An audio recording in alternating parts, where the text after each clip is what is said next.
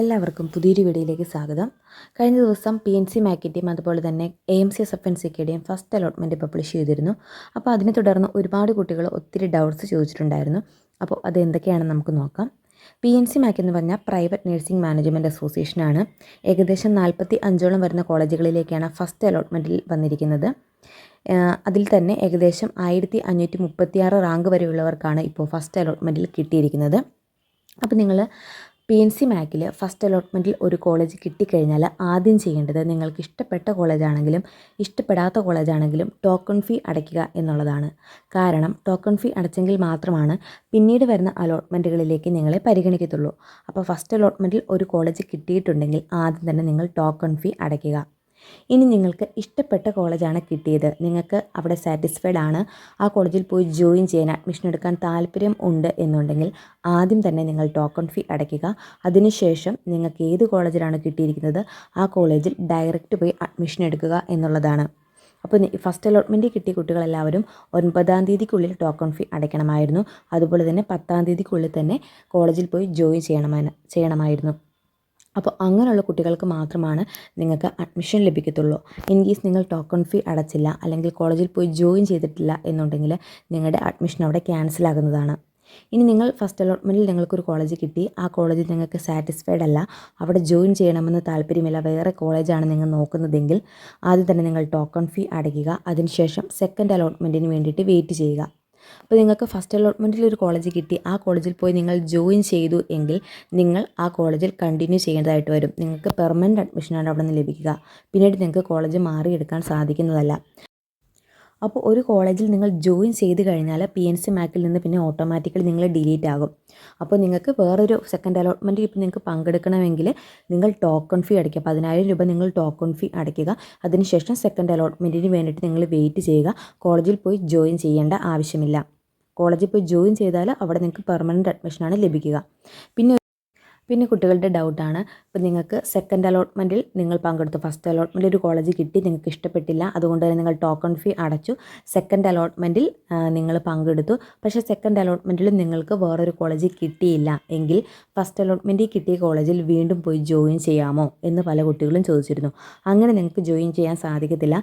Second അലോട്ട്മെൻറ്റിൽ നിങ്ങൾ പങ്കെടുത്താൽ പിന്നെ first അലോട്ട്മെൻറ്റിൽ നിങ്ങൾക്ക് കിട്ടിയ കോളേജ് ഓട്ടോമാറ്റിക്കലി ഡിലീറ്റായി പോകുന്നതാണ്. അവിടെ നിങ്ങൾക്ക് പിന്നീട് പോയി ജോയിൻ ചെയ്യാൻ സാധിക്കുന്നതല്ല. സെക്കൻഡ് അലോട്ട്മെൻറ്റിൽ നിങ്ങൾക്കൊരു കോളേജ് കിട്ടിയെങ്കിൽ മാത്രമാണ് അവിടെ നിങ്ങൾക്ക് ജോയിൻ ചെയ്യാൻ സാധിക്കത്തുള്ളൂ.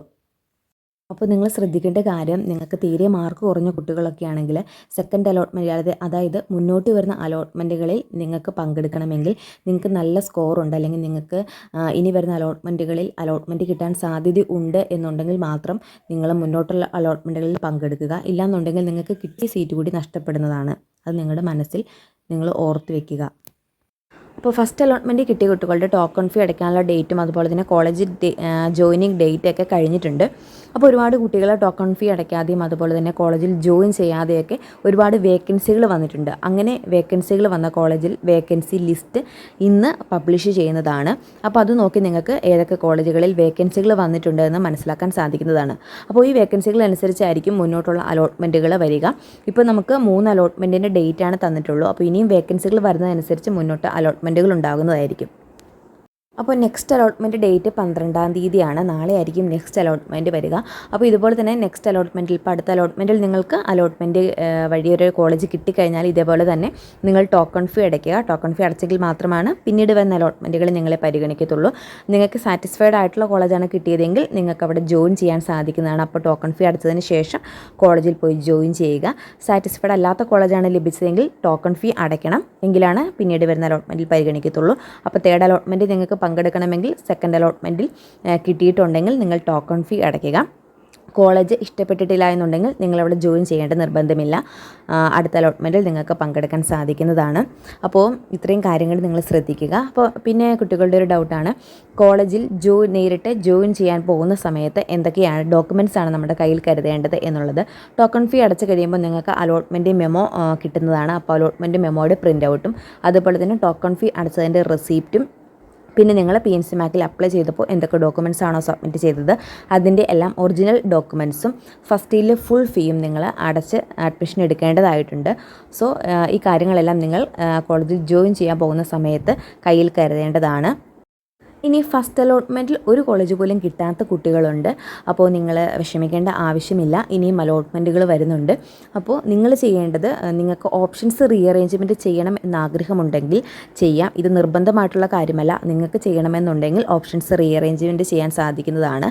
അതിനുശേഷം നിങ്ങൾ സെക്കൻഡ് അലോട്ട്മെൻറ്റിന് വേണ്ടിയിട്ട് വെയിറ്റ് ചെയ്യുക. ഇനി അലോട്ട്മെൻറ്റ് കിട്ടിയ കുട്ടികൾക്കും ഓപ്ഷൻസ് റീഅറേഞ്ച്മെൻറ്റ് ചെയ്യാൻ സാധിക്കുന്നതാണ്. അപ്പോൾ എങ്ങനെയാണ് ഓപ്ഷൻസ് റീഅറേഞ്ച്മെൻറ്റ് ചെയ്യുന്നത് എന്ന് പല കുട്ടികളും ചോദിച്ചിരുന്നു. അതിനായിട്ട് നിങ്ങൾ PNC മാക്കിൻ്റെ ഒഫീഷ്യൽ സൈറ്റിൽ ലോഗിൻ ചെയ്യുക. അവിടെ നിങ്ങൾക്ക് ചേഞ്ച് എന്ന ഒരു ഓപ്ഷൻ കാണാൻ സാധിക്കുന്നതാണ്. അവിടെ ക്ലിക്ക് ചെയ്യുക. അപ്പോൾ നേരത്തെ നിങ്ങൾ കൊടുത്തിരിക്കുന്ന ആ കോളേജിൻ്റെ ലിസ്റ്റ് വരുന്നതായിരിക്കും. 10 കോളേജസാണ് നമുക്ക് PNC മാക്കിൽ കൊടുക്കാൻ സാധിക്കത്തുള്ളൂ. അപ്പോൾ ഒരു ലിസ്റ്റ് വരുന്നതായിരിക്കും. ഓരോ കോളേജസിന് നേരെ നിങ്ങൾക്ക് ക്ലിക്ക് ചെയ്ത് ഓപ്ഷൻസ് റീഅറേഞ്ച് ചെയ്യാൻ സാധിക്കുന്നതാണ്. അപ്പോൾ അതിനുശേഷം ലാസ്റ്റ് നിങ്ങൾ സബ്മിറ്റ് ബട്ടൺ ക്ലിക്ക് ചെയ്യാൻ മറന്നു പോകരുത്. അപ്പോൾ ഇങ്ങനെ നിങ്ങൾക്ക് ആവശ്യമെങ്കിൽ ഓപ്ഷൻസ് റീഅറേഞ്ച് ചെയ്യാൻ സാധിക്കുന്നതാണ്. ഇനി നിങ്ങൾക്ക് ഈ അലോട്ട്മെൻറ്റുകളിലൊന്നും സാറ്റിസ്ഫൈഡ് അല്ലാത്ത കോളേജാണ് കിട്ടിയത് എങ്കിൽ നിങ്ങൾ അടച്ചിരിക്കുന്ന ടോക്കൺ ഫീ നിങ്ങൾക്ക് റീഫണ്ട് ചെയ്ത് കിട്ടുമോ എന്ന് പല കുട്ടികളും ചോദിച്ചിരുന്നു. അപ്പോൾ റീഫണ്ട് ഓപ്ഷൻ ഉള്ളതാണ്. റീഫണ്ടിന് നിങ്ങൾക്ക് അപ്ലൈ ചെയ്യാൻ സാധിക്കുന്നതാണ്. ആ സമയത്ത് നിങ്ങൾ ഈ പറഞ്ഞ പോലെ അലോട്ട്മെൻറ്റ് മെമ്മോയുടെ പ്രിൻ്റ് ഔട്ടും അതുപോലെ തന്നെ ടോക്കൺ ഫീ അടച്ച റെസിപ്റ്റും സൂക്ഷിച്ച് വെക്കണം. അത് നിങ്ങൾക്ക് ആവശ്യമായിട്ട് വരും. അപ്പോൾ നിങ്ങൾക്ക് ഇഷ്ടപ്പെട്ടില്ല എന്നുണ്ടെങ്കിൽ റീഫണ്ട് ഓപ്ഷനും ഉള്ളതായിരിക്കും. അപ്പോൾ ഇത്രയും കാര്യങ്ങളാണ് നിങ്ങൾ PNC മാക്കിൻ്റെ കാര്യത്തിൽ ശ്രദ്ധിക്കേണ്ടത്. അപ്പോൾ നിങ്ങൾക്ക് അലോട്ട്മെൻറ്റ് കിട്ടിക്കഴിഞ്ഞാൽ ഇഷ്ടമുള്ള കോളേജാണെങ്കിലും ഇഷ്ടമില്ലാത്ത കോളേജാണെങ്കിലും ടോക്കൺ ഫീ അടയ്ക്കാൻ മറന്നു പോകരുത്. കാരണം പിന്നീട് വരുന്ന അലോട്ട്മെൻറ്റുകളിൽ നിങ്ങൾക്ക് പങ്കെടുക്കണമെങ്കിൽ ടോക്കൺ ഫീ അടച്ചെങ്കിൽ മാത്രമാണ് പിന്നീട് വരുന്ന അലോട്ട്മെൻറ്റുകളിലേക്ക് നിങ്ങളെ പരിഗണിക്കത്തുള്ളൂ. സോ ആ കാര്യം നിങ്ങൾ ശ്രദ്ധിക്കുക. ഇനി AMCSFNCക്ക് ക്രിസ്ത്യൻ മാനേജ്മെൻറ്റ് അസോസിയേഷനായ AMCSFNCയുടെ ഫസ്റ്റ് അലോട്ട്മെൻറ്റും പബ്ലിഷ് ചെയ്തിരുന്നു. അപ്പോൾ ഇതിൻ്റെ അകത്ത് നിങ്ങൾക്ക് ഹയർ ഓപ്ഷൻ ഫെസിലിറ്റി ഉണ്ട്. അതായത് ഫസ്റ്റ് അലോട്ട്മെൻറ്റിൽ ഒരു കോളേജ് കിട്ടി നിങ്ങൾക്ക് സാറ്റിസ്ഫൈഡ് അല്ല എന്നുണ്ടെങ്കിൽ കോളേജിൽ ജോയിൻ ചെയ്യേണ്ട ആവശ്യമൊന്നുമില്ല. 3 അലോട്ട്മെൻറ്റിന് ശേഷമാണ് നിങ്ങൾ കോളേജിൽ പോയി ജോയിൻ ചെയ്യേണ്ടത്. നിങ്ങൾക്ക് സെക്കൻഡ് അലോട്ട്മെൻറ്റിൽ പങ്കെടുക്കാൻ സാധിക്കുന്നതാണ്. ഫസ്റ്റ് അലോട്ട്മെൻറ്റിൽ കിട്ടിയ കോളേജ് ടോക്കൺ ഫീ അടിച്ച് നിങ്ങൾ സീറ്റ് സെക്യൂർ ചെയ്യുക എന്നുള്ളതേ ഉള്ളൂ.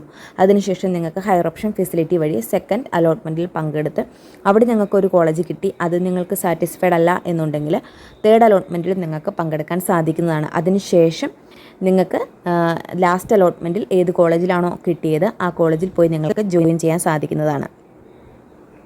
അതുപോലെ തന്നെ 15 കോളേജുകളാണ് നമുക്ക് AMCSFNCKയിൽ കൊടുക്കാൻ സാധിക്കുന്നത്. 25,000 രൂപയാണ് ടോക്കൺ ഫീ ആയിട്ട് അടയ്ക്കേണ്ടത്.